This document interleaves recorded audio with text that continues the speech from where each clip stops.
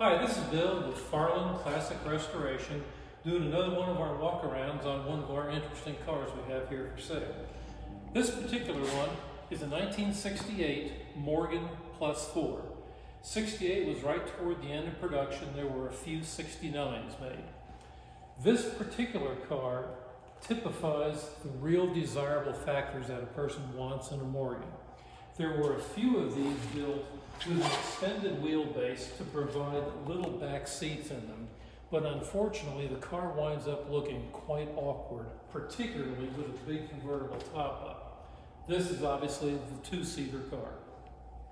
Another big factor was many Morgans were built with British Ford engines.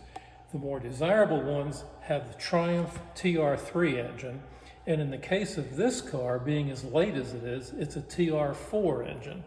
Basically the same thing, just slightly more displacement. Also, the standard Morgans had disc wheels with hubcaps. Wire wheels were an extra cost option, and this car obviously has them. As you can see, the car benefited from a fabulous restoration, bottom to the top, ground up, by a Morgan specialist on the East Coast. That's largely all they work on were Morgans. The gentleman who commissioned the restoration had a desire to have virtually a brand new Morgan, and he gave them essentially a cost no object order to take the car that he supplied, which was a very nice complete car to begin with, and to essentially make the car brand new. For background, this car, as you can see, is a left-hand drive model. It was sold new in Northern California, and it spent much of its time in California, both northern and southern, and we have paperwork from that period. I don't know if the car was always green, but it is now, and at the conclusion of the mechanical restoration, it was refinished in Connaught green, which is a signature Morgan color. People think it's British racing green, but it's not. It's Connaught green. Not that there's much difference. The car was completely dismantled to the extent that the engine was out of the car, the engine was dismantled and was completely overhauled, and we have receipts for new pistons, new liners, new bearings, new shells, all of that. And the irony of it was, the car had never had that much mileage, but the gentleman wanted a car as close to new as possible. Suspension was rebuilt, all new wiring harness throughout the car, brakes were rebuilt, new wire wheels. They didn't take the old wire wheels and paint them, and there were upgrades that were done as he went along. If you note here, the standard wire wheel was a 48 spoke. But these wheels have an extra set of laces on the inside, which make them 60 spoke wheels, which are significantly stronger. And it's a nice upgrade to have.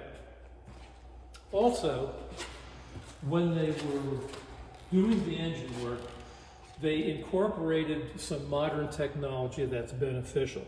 For example, it has a high torque electronic starter, which uses much less draw from the battery and spins the engine over faster. The car now has an alternator rather than the old Lucas generator, so it does a better job of maintaining battery charge. And you can see in here a beautiful custom aluminum radiator, which does a far better job of keeping the car cool than the old original one did. There were two other enhancements that were done to the car that are not readily apparent. The whole new exhaust system is stainless steel rather than the mild steel that they originally came with. And we won't bother opening the other side of the hood. It has the original Lucas distributor that looks perfectly correct, but inside is a Petronix electronic unit, so there's no points or condensers to ever have to tinker with. So the starting is always better and the reliability is better. The car has a benefit from its history. When we've been under it, looking through it, there was no evidence of the car ever having rust or collision damage. again, living largely in California is consistent with the rust issue. From California, it went to New Mexico, another very dry state. And that's where the car is currently titled, is in New Mexico. Unfortunately, the gentleman who commissioned this beautiful restoration passed away right about the time it was completed. He never had a chance to drive the car. The car was finished up and was shipped directly to us by his family to have us sell the car for them. As hopefully you've seen paging around our website, in addition to selling cars like this, we have something of a reputation for very high-end restorations. We do work just like this, but our expertise honestly isn't in Morgans. We do Mercedes Goldwings and vintage Ferraris and other Porsches and Mercedes. So consequently, we have learned that it's very typical when a restoration is done to this level, at its completion, the cost that has been spent is generally considerably more than the car's market value. The only exceptions there are $1 million Ferraris and cars of that nature.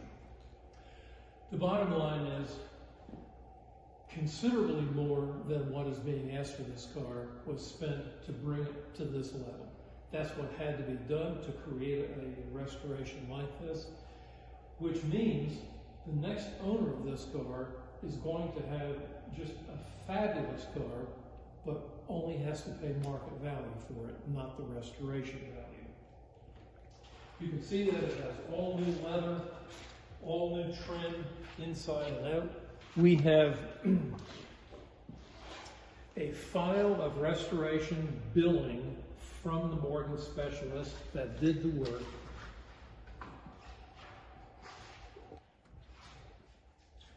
And Pat's doing close-ups here of the interior, and you'll notice it has a really nice Brooklands steering wheel in it.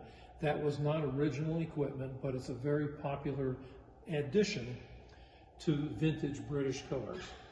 The instruments will be familiar to anyone familiar with Triumphs, because the Triumph engine, they use the British Jaeger instruments like they use. The chassis of the car from underneath looks as nice as this. Everything is freshly painted. As you probably know, much of the Morgan is woodwork. That was all replaced, and we have pictures of the car apart with this woodwork being redone. New fuel tank, new exhaust system, bumpers, lights, all of that was redone. I feel like I had to shut up for a minute here, so all I'd like to do is we'll start the car up so you can hear it run, and then encourage anyone who's interested to contact us through our website or through telephone. It's not visible here, but of course there is a new convertible top for it, black, and we have the side curtains for it as well. Are you ready?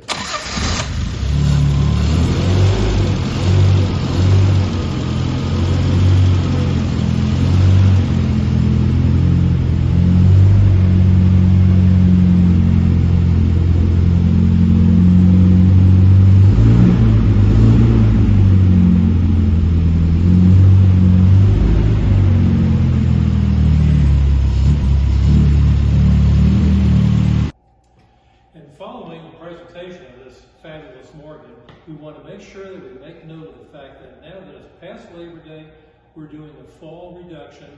When you look on our website on the car, you'll find that the price has been reduced, and now's the time. Thank you very much for your attention. Check us out at Farland Classic Restoration.